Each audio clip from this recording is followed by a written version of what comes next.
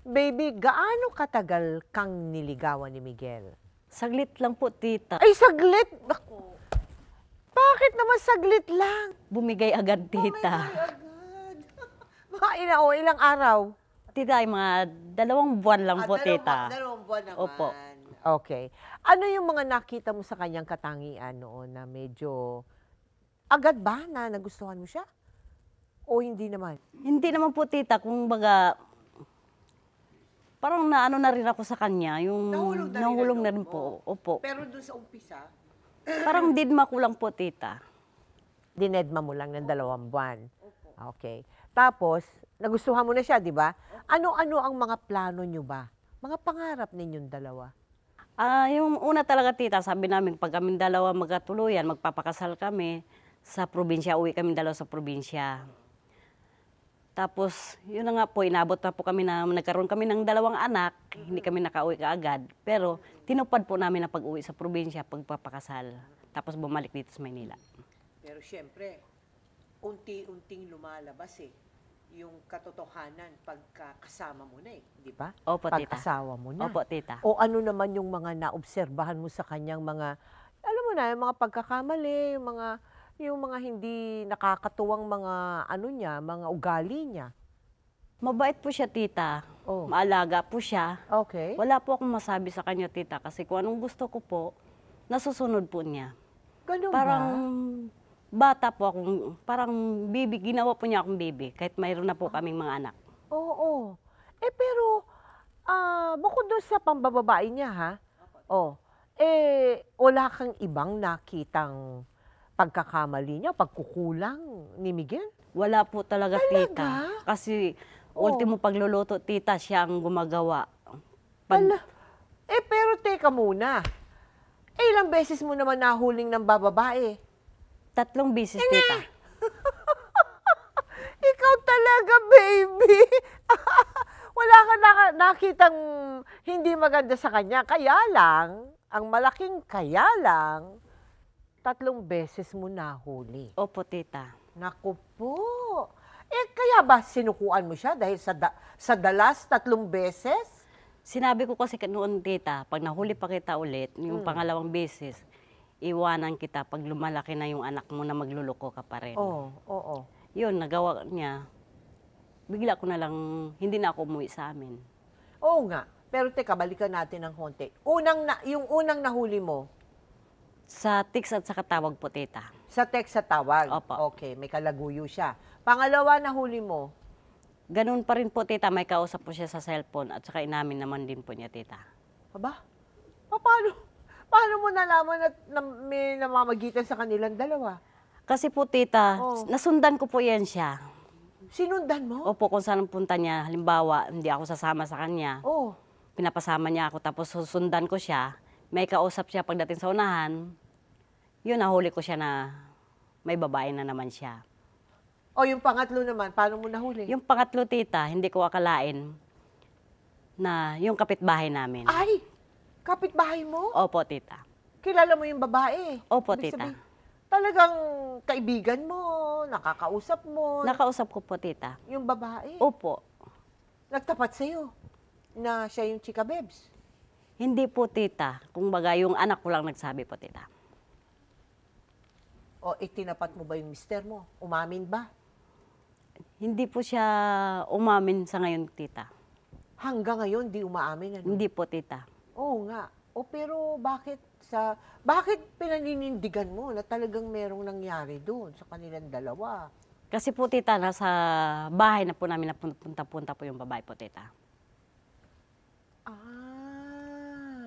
So, dinala niya yung babae sa bahay ninyo. Opo, tita. Nakita ng mga bata, ng Opo, mga tita. anak mo.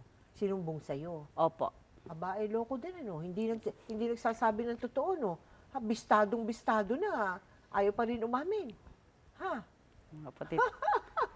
Pero, baby, totoo ba na iniwan mo rin yung mga anak mo nung ikaw ay lumisan kay Miguel?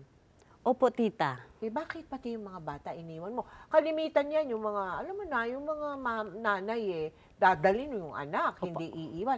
Pero ikaw iniwan mo . Nangupahan lang po ako, tita. Maliit lang po ang inupahan ko po, boarding house ko. Tapos komportable po ako kasi high school na po yung mga anak ko. Malalaki na sila. Opo. O, tapos? Doon ko, may sarili po kaming bahay. At saka wala naman pong bisyo yung asawa ko, kundi pang babae lang niya. Hindi po nagiinom. Walang bisyo, pang babae lang, ha? Hindi po Nilalang mo pala, eh. Hindi lang po nagiinom. Oo. Hindi naman nagsusugal po. Oo. Yun, komportable naman po ako sa kanya po. Aha. Hanggang nangyari yung aksidente, no? Opo, tita. Oo. Eh, hiwalay kayo nun. Opo, Nung tita. nangyari ang aksidente, hindi na kayo nagsasama. Hindi na Gano'ng po. katagal na kayong hiwalay? Mga 4 years po, tita, mahigit. 4 years na ba? Opo, tita. Okay. Eh, paano mo nabalitaan yun? Na na-aksidente siya? Yung gabi na po, tita, nasa akin po yung bunso ko po. Tapos pagdating ng hating gabi, tumawag bigla yung doktor na yung tumawag na nandoon na daw po yung asawa ko sa ospital na aksidente po. Agad-agad po namin pinunta ng anak ko doon sa lugar na yun, pinunta namin. Anong naging damdamin mo nung nalaman mong na-aksidente ang mister mo? Hiwalay ka na noon, 4 na taon na, ha? Yung parang, ibig ko sabihin siyempre, siguro, nagtamlay ka na sa pagmamahal. Ayaw mo na sa kanya, tagal na kayo, eh. Pero nung na-aksidente siya, anong umiral sa puso mo, baby? At tita po, naawa rin po ako sa kanya, tita. Yung pagtingin ko sa kanya, pagdating ko na hindi na po siya makapagsalita, hindi na po siya na makagalaw. Kumbaga, nandoon na po ako sa tabi niya palagi. Hanggang naghahanap po kami ng hospital kung saan kami pupunta. Saan mo siya pinuntahan ba? Hindi sa ospital? Hindi po siya, nasa hospital po siya pero maliit. Wala pong yung malaking hospital kung saan po kami napupunta po. Hanggang nakarating po kami sa hospital dyan sa Maynila po. Oo. Sa maliit na hospital siya una dinala? Opo. Hindi siguro siya kaya doon, ano? Hindi po. So, inilipat mo siya sa mas malaking hospital? Opo, tita. Oo. Ilang buwan siya nanatili sa hospital? Inabot po siya ng 1 buwan mahigit po, tita. Oo. Anong diagnosis sa kanya? Traumatic brain injury po, tita. Brain injury. Naku po. O, pag sinabing ganun, anong nangyari ba sa kanya? Anong naging kondisyon ng kanyang kaisipan, ng kanyang katawan? Yung katawan po niya, tita, bago doon sa loob ng 1 buwan po kasi siya sa ICU, na wala po siyang malay, hanggang inuwi po namin sa bahay, wala pa rin. Pero may tubo po siya sa liig at saka sa tiyan. So, parang nakakomatose ba? Opo, tita. Nakakomatose siya. Pagdating mo, hindi na kayo nakapag-usap. Hindi po. Hindi na. Hindi po. Kahit na signal, wala. Wala Nakapikit ang mata niya. Opo. Tapos nilagyan siya ng tubo sa leeg. Opo. Tapos dito sa siya. tiyan. Tapos dito sa Tiyan po. tiyan din. Naku po. Pero pumayag yung doktor na pauwiin na sa bahay, di ba? After 1 month. Opo, mahigit. After 1 month siya sa ICU, Opo. pinauwi na siya sa iyo. Nakarating pa po kami nagtambay pa po kami sa ward ng mga 3 araw, 2 araw. Oo. Tapos, bakit daw pauwiin na kung ganun pala ang kondisyon niya? Kasi po daw, po recover po kami, yung asawa ko, tita. Sa bahay na lang daw po magpa-recover po. Doon na lang magpapagaling sa bahay. Opo. O ano naman ang naging hudyat kung bakit nagdesisyon ka na ikaw ang mag-alaga? Naalagaan mo na yung asawa mo na parang balikan mo na rin, di ba? Parang bumalikan na rin sa kanya, no? Ano yung naging decision? Bakit? Pinag-isipan mo ba yun? O wala lang, natural lang na dumating sa'yo na kailangan alagaan mo siya kasi mister mo siya? Paano, baby? Kwento mo. At tita, wala po akong pinagsisihan kung bakit ako ang nag-alaga sa kanya. Inisip ko po, obligasyon ko po to asawa ko. At saka pangalawa po, tita, ayaw ko yung anak ko na maghihirapan. Tapos ako, hindi ko alam kung anong sitwasyon. Kaya gusto ko, nandyan ako sa tabi. Kaya ako mag-alaga po, tita. Sa kabila nung ginawa niya sa yung, hirap naman ng ginawa niya sa 3 beses, paulit-ulit. Kapitbahay mo pa yung pangatlo. Okay na lang yun sa'yo. Nawala na lahat yun. Pinatawad mo na siya lahat-lahat. Opo, tita, kasi mahal ko yung anak ko. Ayaw ko rin po mahirapan yung anak ko. Baka naman anak mo yung mahal mo. Mahal ko rin po yung asawa ko din, tita. Ayun. Lumabas ang katotohanan. Kahit na 4 na taon na kayong magkahiwalay, Opo. no, talagang siya yung mahal mo. Opo, tita. At kahit na 3 babae pa yung pinagdaanan niya, o pinagdaanan mong hirap, mahal mo pa rin siya. Opo, tita. Oo. Pero ano naman yung mga pagsubok na pinagdaanan mo diyan sa pag-aalaga mo kay Miguel? Naku, hirap siguro ng Napakahirap, gastos, ano? tita. Oo, paano yun? Paano Yung lalo ginawa na mo? pag naubusan ako ng walang-wala talaga ako, tita, kung saan-saan po ako nang hiram. Mm-mm.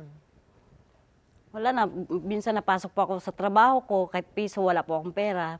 Oo. Pero okay lang po sa akin, at least meron akong naiwan doon, may pagkain lang siya.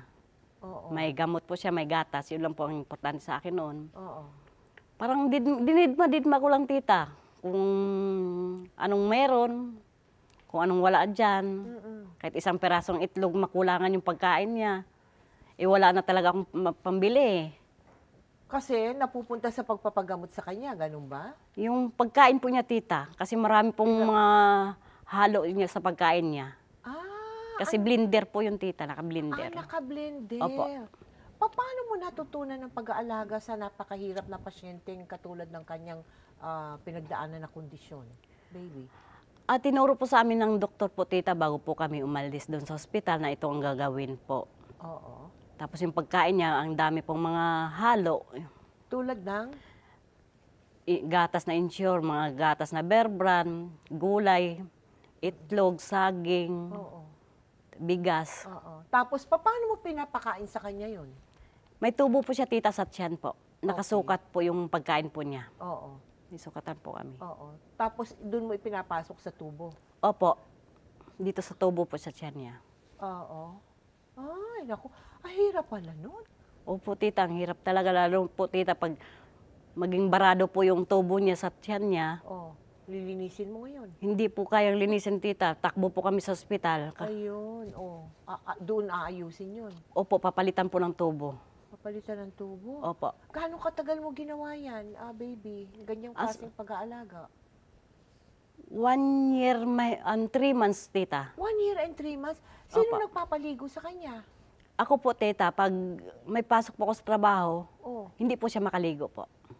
Oo. So, ilang beses ang paligo niya sa isang linggo? Depende po, tita, pag nandun ako sa bahay, makaligo po siya. Oo. Pero pag nasa trabaho po ako, tita, hindi po siya makaligo. Hala.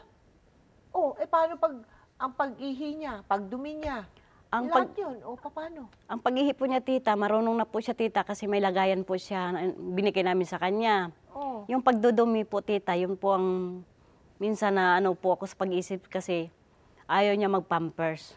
Ayaw niya mag-pampers. Anong Opo. gagawin mo? Buhati mo siya. Hindi po, tita, nakahiga lang po. Nilalagyan ko lang po ng plastic kasi nakapagsalitaan po siya ngayon. Ngayon, nakapagsalita. Opo. Nung hindi pa siya nakakapagsalita. Ganon din po, tita. Ala, Plastic. Kasi pinapunit po niya ng pinapunit yung ano niya, tita. yung pampers. Yung pampers sa gilid. Kasi ayaw niya. Parang nangangati po yata siya, tita. Pero hindi naman po siya nagsasalita. Basta lang niya po punitin yung pampers. Sus Maria Joseph. Ay, naku. Ngayon, gaano katagal bago nakitaan mo ng pagbuti sa kalagayan niya? 1 buwan, 2 buwan, 3 buwan? Inabot po siya, tita, ng 3 buwan. Unti-unti na po siyang nakaka-recover. Oo. Kailan tinanggal yung tracheotomy niya? Yung dito sa liig na panghina niya? Ilang buwan? Mga 8 months, tita. Ay, ang tagal. Ang tagal Opo. niyang naka-trach. So, kaya ang pagkain niya dito dinadaan sa tiyan. Opo, tita. Oo. Kailan siya nagising? Kailan siya nagkaroon ng ulirat? Yung isip na po talaga siya. Yung kahit yung konti, nag-umpisa ba? Konti pa lang? Opo, tita. Yung umpisa, anong kaya niyang gawin? Yung mata niya, binubuksan na ba? Opo, nakadilat lang po palagi, tita. Nakadilat Opo. palagi. Yung pagsalita, Hindi po siya makapagsalita nun, tita, kasi gawa ng may tubo po siya sa liig. oo, nung tinanggal na, after 8 months, Nakapagsalita po siya, tita, pero hindi masyadong buo. oo. So, nung finally, tinanggal na yon, kailan siya nakapagsalita? Mga 1 taon. 8 months, 8 months mga- tinanggal yung tubo niya eh. Pagtanggal ka agad, tita, nakasabi siya sa doktor, "Salamat, Dok." Ah, talaga? O so mula nun, pwede na kayo mag-usap? Nag-uusap na kayo? Opo. Oo, buo na kung... Pero nung bago yon, ano? Opo. Paano siya nagsasabi sa'yo ng kailangan niya? Ano po, tita, may alphabet po kaming papel na bond paper, nagsusulat po kami doon ng alphabet, tapos ipapaturo ko po sa kanya kung anong kailangan niya. Halimbawa, mama, kailangan po buuhin po niya yung pagtuturo sa kanya para maintindihan po namin. Oh, ituturo niya letter by letter? Opo, tita. Bawat letra, mama. Opo, tita. M-A, tuturo niya doon sa alphabet ninyo? Opo, tita. Ganun kayo Opo. Ganun kayo mag-usap? Opo. Paano? Pahinging pagkain. O isa-isa yun, ituturo niya? Opo, tita. Kailangan po talagang tandaan mo rin, tita. Allah! Eh, kamusta na ba siya ngayon? Asa ngayon po, tita, sa 1 to 100% yung pag-iisip po niya, na siguro po, tita, nasa 70% na po. Ah, 70% na. Opo. Nag-umpisa siya sa ilan? Sa 0 talaga, tita. Sa 0 talaga, no? Opo. Unti-unting bumabalik na ngayon. Ang memory niya, maayos naman. Yung iba po, tita, nakakalimutan po niya. Yung iba po, naalala pa po niya. Oo. Pero ikaw, kilala ka ba niya bilang ang asawa niya? Kilalang kilala niya ako, tita. Kasi mahal naman daw niya ako. Kasi kaya nga daw napapakasalan niya ako. Aba! Binobola ka pa rin, ha? Kahit nakaratay sa banig ng karamdaman, ha? Binobola ka. Tuwan-tuwa ka naman pagka ganon. Opo, tita. Opo. Paano niya pinapakita yung kanyang pag-appreciate o yung mga pasasalamat niya sa'yo? Paano niya pinapakita? Gayong nakahiga, no? At mahina pa. Pero paano niya yun pinaparating sa'yo na na-appreciate niya yung ginagawa mo? Kasi po, tita, halimbawa mayroon akong bit-bit sa kanya. Bit-bit pa sa lumo? Opo. Ibig sabihin? Oo. Sabi niya, "Salamat, baby." Doon kami, masaya na rin kami kasi nakapagsalita siya ng ganon. Oo. Oo. Tapos, minsan lalapitan ko po siya na, "Halik ka." Mahalik naman po, tita. Ah, oo, yun nga sana tatanungin. Paano na ang labing-labing ninyong mag-asawa ngayon? Meron pa rin, kahit papano, nadadamang pa rin. Minsan, tita, kinukulit ko rin siya. Yung parang, yung bata ka naglalaro, yung nangungulit ka sa bata. Oo. Yun din ang ginagawa ko sa kanya ngayon. Oo, tapos nagre-respond naman siya sa'yo. Opo. Paano siya nagre-respond sa'yo pagka ibig mo sabihin parang naglalambing ka sa kanya. Opo, parang ganon, tita. Naglalambing Opo. ka. Oo. Pero nagre-respond naman siya. Opo. Paano? Halimbawa, kikilitiin ko siya. Oo. Sabi niya, "Wag." Gaganon na siya. Oo. Minsan yung kamay niya, yun ang iano niya, isasangga niya sa akin. Na Oo. hindi ko siya kikilitiin. Oo. Tapos, nagkikiss ka pa rin sa kanya. Siya sa'yo. Opo. Kumikiss din siya sa'yo. Opo, tita. Aha. Nag-I love you pa ba siya? Opo, tita. Nasabi din niya, tita. Talaga ba? Nagsasabi siya sa'yo ng I love you? Opo. Oo. Nakapag ba siya sa'yo? Nakapag humingi ba siya ng ng tawad doon sa mga pambababae niya sa nakalipas? Hindi po, tita. Hindi. Hindi po. Bakit? Wala po siyang masabi po, tita, kasi yung tinatanong ko siya, "Papuntahin ko dito yung mo. Siya ang mag-alaga sa'yo, yung babae mo. Oo. Siya ang mag-alaga sa'yo kung ayaw mo sa akin, kung lagi kang nagagalit." Kasi noon po, lagi siya mainitin yung ulo. Pabago-bago po ang isip po niya. Oo. Sabi niya, "Wala akong babae. Ikaw lang babae ko, ikaw lang pinapakasalan ko." Aha. Yun ang sabi niya sa O, di akin. siyempre, tumataas naman ang Parang po yung puso ko, yung tita. puso mo, Lumalaki. Oo. Natutuwa ka naman. Opo, Pagka tita. ganon, siyempre. So, yun ang mga bagay-bagay na nagpapagaang ng hirap na dinadanas mo bilang pagmamahal mo sa kanya, hindi ba? Opo, tita. Oo. Pero baby, ano bang leksyon ang pwedeng matutunan ng televiewers natin, no? Lalong-lalo na yung mga misis dyan, yung mga kababaihan, lalo na yung may mga mister na babaero at ganyan. Ano yung gusto mo ipayo sa kanila? Sa mga babae po, kung kayo liligawan ng na hindi niyo masyadong kakilala na lalaki, sana mag-isip muna kayo at saka huwag kayong pabigla-bigla na baka may asawa yan, nakakasira po ng pamilya. Hindi maganda po ang nakakasira ng pamilya, kawawa po yung mga bata, nasisirain lang sa isang babae. Oo. Kaya kikilalanin niyo muna yung kung paano niyo mahalin yung isang lalaki.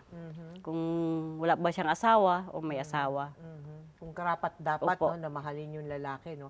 Pero sa tingin mo, sa buhay mo, meron ba yung tinatawag na power of love? Yung bang may kapangyarihan talaga ang pagmamahal sa isang babae na katulad mo na kahit na pinasakitan ka no, ng mister mo, yung kapangyarihan ng pag-ibig, yun ang nagpanumbalik sa pagmamahal mo sa kanya, paglilingkod mo sa kanya, tulad ng ginagawa mo. Meron ba talaga? Nadama mo ba talaga yun? Opo, tita. Siguro ito na ang tadhana ng Panginoon. Itong kung aksidente siya para mabuo muli ang pamilya namin. Maging masaya po kami magsama muli kasama ang mga anak ko. Aha. At pinapasalamat mo naman yun, kahit na, may tinatawag nilang blessing in disguise. Ganun ba yung ibig mo sabihin? Parang ito ang paraan, tita, na mabuo ang pamilya namin, tita. Oo. At sa ngayon, masasabi mo ba talagang masaya na kayong pamilya? Buo na. Kahit na pa nakaratay pa sa, sa maliglang karamdaman ng mister mo. Opo, tita, masaya po kami, tita. Masaya kayo. Opo, tita. Aha. Alam mo, isa kang dakilang babae talaga, ha, baby? Thank you po, Congratulations sa'yo. Thank you At po. siguro nga, tama yung sinasabi mo, ang Panginoon talaga, binigyan ka pa talaga ng blessing, na makayanan mo yung iyong ginagawa. Hindi lang siguro para sa sarili mo, pero lalo't higit para sa pamilya mo, di ba? Opo, tita. Siya po ang nagbibigay sa akin ng lakas. Araw-araw, gabi-gabi. Oo. Lagi ko po yung hiniling sa kanya at nagpapasalamat, tita, sa Panginoon na ginagabayan po ako palagi na lagi akong malakas araw-araw para mag-alaga sa asawa ko. Na ito ang guide po namin na maging mabuo po. Gagawin ko po, tita. Lakasan ko po yung pagkatao ko. Lakasan ko po yung loob ko para maging mabuo kami, maging masaya din kami balang araw. Ang galing-galing mo. Maraming salamat sa iyo, baby, ha. Idol kita, sa totoo lang. Thank you po, tita. Maraming salamat sa iyo. God bless you, ha, and your family. Thank you po. Maraming salamat po.